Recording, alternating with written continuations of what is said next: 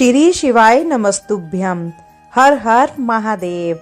श्रोताओं, आज की शिव महापुराण की कथा में हम सुनेंगे भगवान शिव के सभी अवतारों का वर्णन।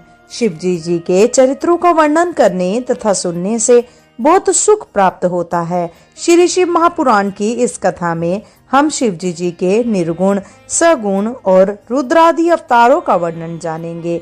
भगवान सदाशिव पर ब्रह्मा निर्गुण, सगुण, सच्चिदानंद स्वरूप, सर्वव्यापक, अखल निरंजन, ज्योति स्वरूप तथा उपाधि रहित है। ऋषि मुनि उनका स्मरण करके प्रणाम करते हैं तथा अपनी बुद्धि के अनुसार सब देवता उनकी स्तुति करते रहते हैं। जिन शिव जी के ऐसे अद्भुत कार्य हैं, उनका वर्णन किसी भी प्रकार नहीं किया जा सकता। वेद का कथन है कि ऐसे निर्गुण रूप शिव जी ने सगुण रूप धारण कर संसार में अनेक चरित्र किए तथा परम शक्ति ने भी उनके साथ अवतार लेकर भक्तों के मनोरथ को पूर्ण किया। जिस समय विष्णु जी ने ब्रह्मा जी को प्रकट किया, उस समय शिव जी उन्हें वरदान देने के लिए आए थे। तब विष्णु जी ने उनसे यह मांगा था कि आप भी कृपया करके अवतार ग्रहण करें। यह सुनकर शिव जी ने तथास्तु कहते हुए विष्णु जी से यह बात कही थी कि समय अनुसार हम भी अवतार लेंगे और उस समय हमारा नाम रुद्र होगा। हमारा वह रुद्र अवतार देवताओं के संपूर्ण दुखों को दूर करेगा तथा तुम्हें हर समय सहायता प्रदान किया करेगा। इतना कहकर शिव जी अंतर्ध्यान हो गए। तदुपरांत रुद्र की उत्पत्ति द्वारा हुई। वे रुद्र नामधारी सदाशिव कैलाश पर्वत पर निवास करते हैं तथा अनेक प्रकार की लीलाएं करके अपने भक्तों को आनंद पहुंचाते हैं। वे अपनी शक्ति के साथ विहार किया करते हैं तथा संपूर्ण उपाधियों से रहित हैं। उन्होंने संतों की रक्षा की है तथा सती के साथ विवाह करके देवताओं के कष्ट को दूर किया है। उन्होंने हिमाचल के घर जाकर गिरिजा के साथ विवाह किया तथा अनेक प्रकार की लीलाएं की। उन्होंने स्कंद का अवतार लेकर तारकासुर का संहार किया तथा अधक, त्रिपुर और जलंधर को नष्ट करके अपने भक्तों को सुख पहुंचाया। उन्होंने अनेक प्रकार के ऐसे चरित्र किए जिससे देवताओं का अहंकार नष्ट हो गया। ब्रह्मा जी, विष्णु जी, देवता, सिद्ध मुनि आदि संसार के सभी प्राणी उन्हीं के सेवक हैं। रुद्र शिव के प्रथम अवतार है। उनका स्वरूप, नाम, चरित्र आदि सब भगवान सदाशिव जैसे ही हैं। जिस समय ब्रह्मा जी की यह इच्छा हुई कि मैं सृष्टि उत्पन्न करूं, उस समय उन्होंने सर्वप्रथम भगवान सदाशिव का ध्यान किया। तब शिव जी ने प्रसन्न होकर उन्हें अपना दर्शन दिया। उस समय उनके शरीर का रंग श्वेत और लालिमा लिए हुए था। उनके साथ 4 शिष्य भी थे।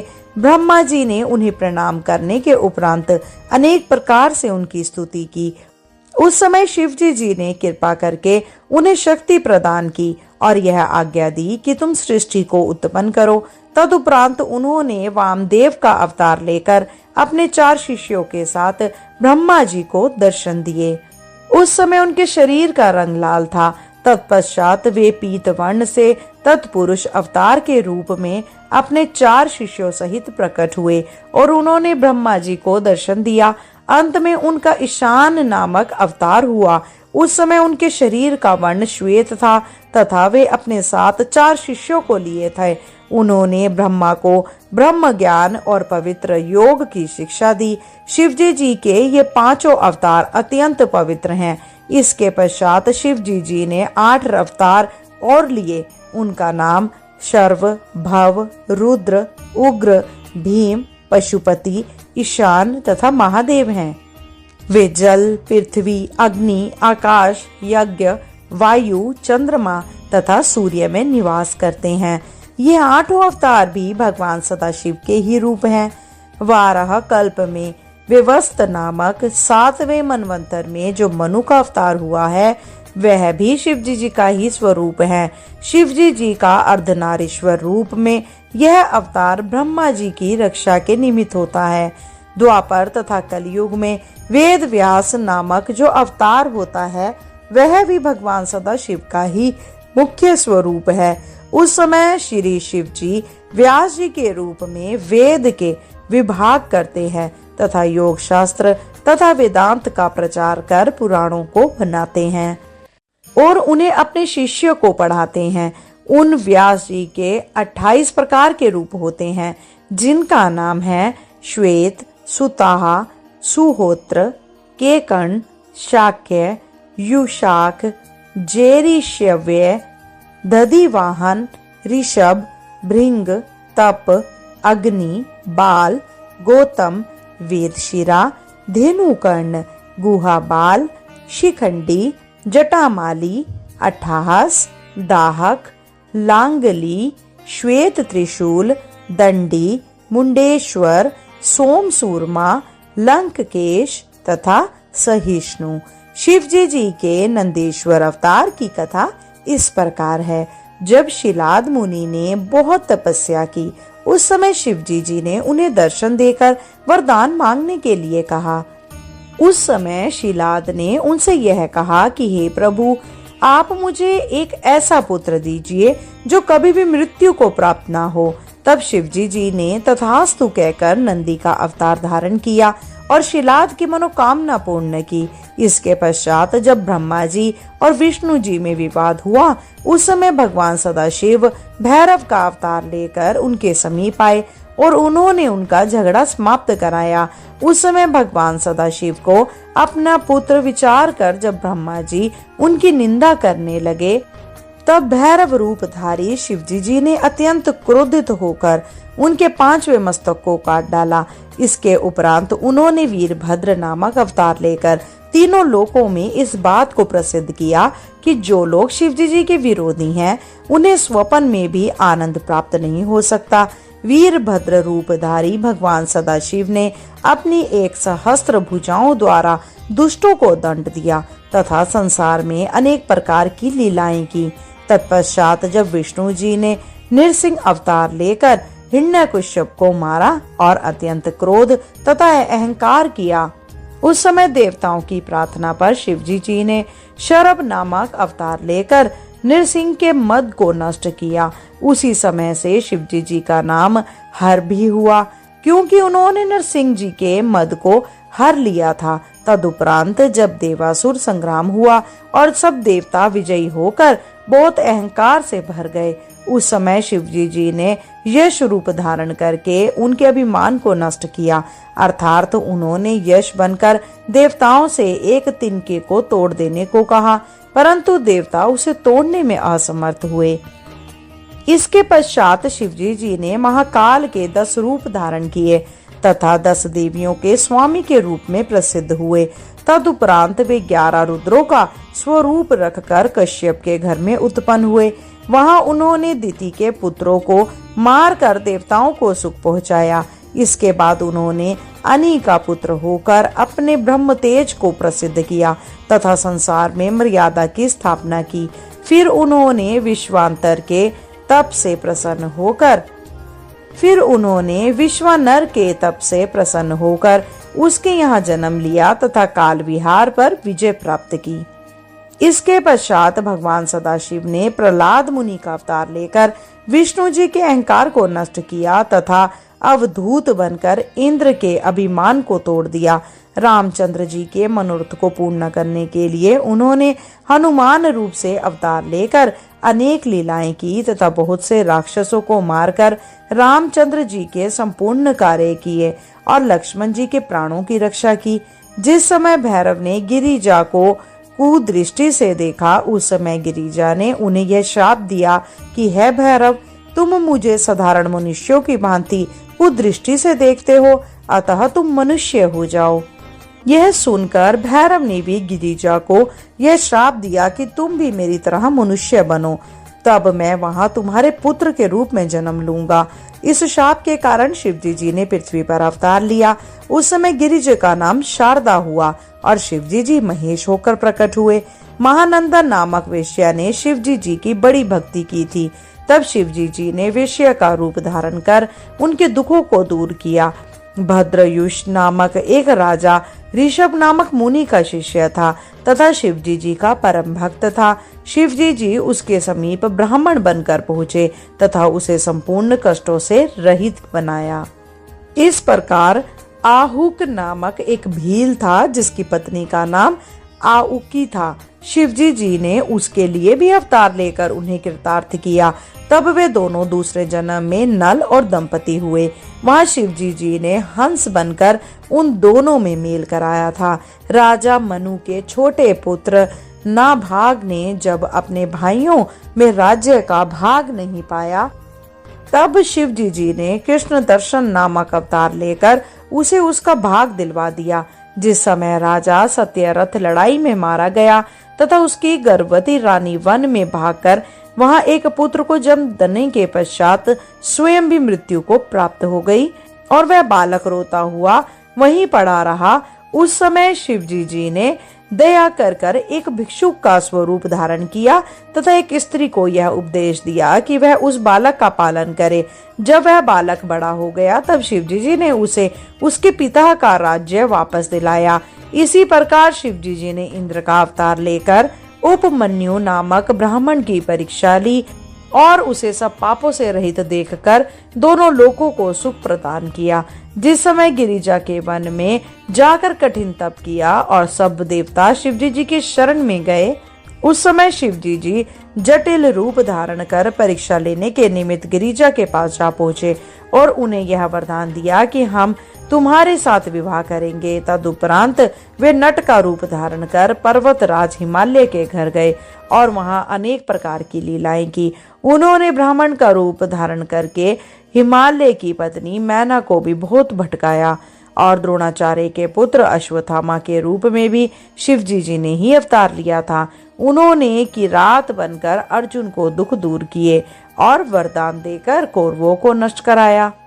उन्हीं शिवजी जी ने गोरखनाथ रूप लेकर योग शास्त्र को प्रसिद्ध किया तथा योगियों के धर्म को संसार में स्थित किया।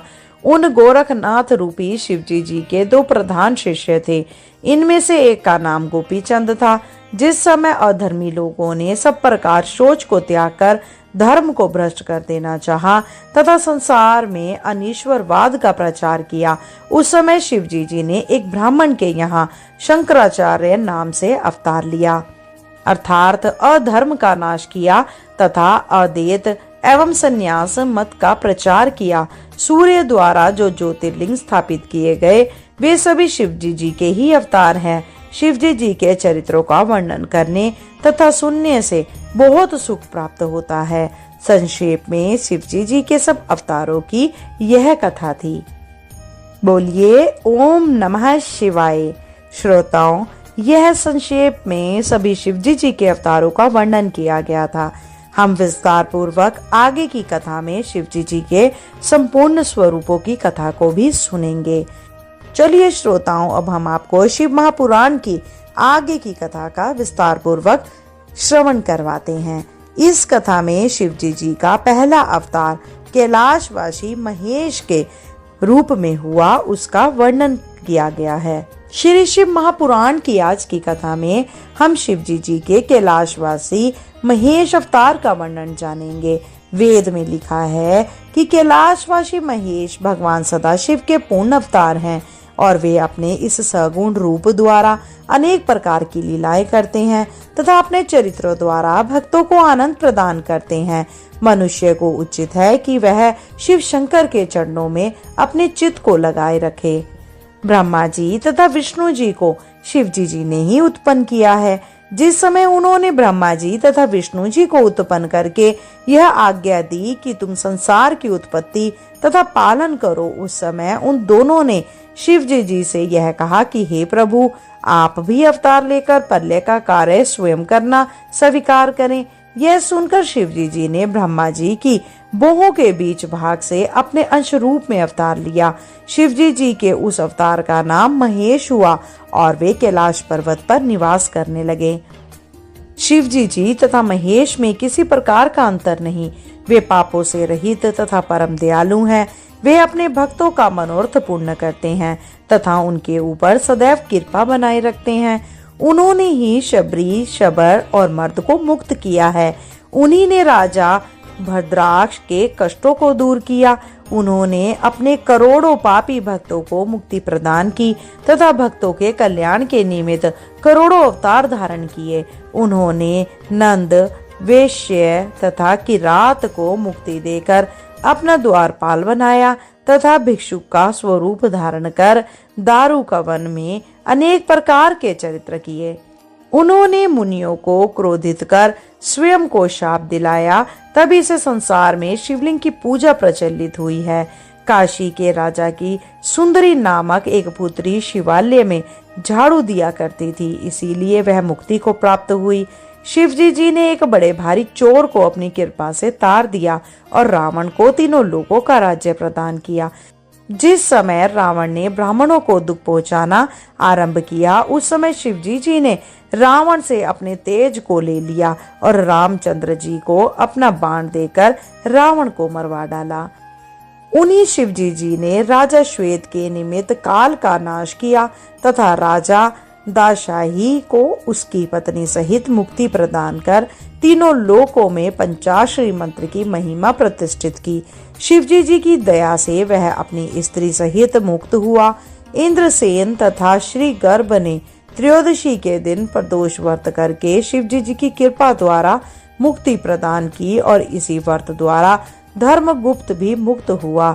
शिवजी जी ने राजा चंद्रगद को तक्षक के भय से मुक्त किया तथा उसकी पत्नी सीमंतिनी को सोमवार का व्रत रखने के कारण मोक्ष प्रदान किया। शिवजी जी ने ही इंद्र नामक ब्राह्मण को तारा तथा पिंगल को अपने समान माना लिया और सीमंतिनी की पुत्री पद्मा तथा पशुपति को भी उन्होंने मुक्ति प्रदान की। दुर्जन नामक यमन देश का राजा अपने शरीर में मृतक भस्म लगाने पर ही मुक्ति को प्राप्त हुआ। भद्रसेन का पुत्र सुधर्मा तथा उसके मंत्री का पुत्र तारक रुद्राक्ष धारण करने के प्रताप से मुक्त हो गए। शिवजी जी ने महानंदा तथा उसके वंश को अग्नि में जलने से बचाया। कैलाश पर्वत पर जो महेश जी विराजमान हैं, वे शिवजी जी के पहले अवतार हैं। वे अपने गुणों को साथ लिए हुए संसार के कल्याण के निमित्त अनेक प्रकार की कथाओं का वर्णन करते हैं। वे वट वृक्ष के नीचे बैठकर कभी अपने ध्यान में मग्न हो जाते हैं और कभी समाधि द्वारा अपने ब्रह्म स्वरूप को प्रकट करते हैं। वे कभी राजाओं के समान आनंद भवन में बैठकर विहार करते हैं और कभी धर्म चर्चा करते हुए अपने बालकों को खिलाते हैं। वे कभी तपस्वी का रूप धारण कर दिगंबर हो जाते हैं और कभी मुंडों की माला पहनकर अपने शरीर में भस्म रमा लेते हैं। वे कभी संसार को त्याग कर भूत प्रेतों की उत्पत्ति करते हैं तो कभी परमहंसों के समान एकांत में निश्चल बैठे रहते हैं। कभी प्रदोष काल में भस्म धारण करते हैं तो कभी छोटे बालक के समान विविध प्रकार के चरित्र करते हैं। वहां कैलाश पर्वत पर स्थित होकर सनक, सनंदन आदि शिवजी जी की अत्यंत सेवा करते हैं। कभी ब्रह्मा जी तथा विष्णु जी भी वहां पहुंचकर शिवजी जी की सेवा किया करते हैं। कभी कभी शिवजी जी का ऐसा दरबार लगता है कि उसमें सब देवता एकत्र होते हैं। उस समय शिवजी जी गिरिजा सहित सिंहासन पर सुशोभित होती है।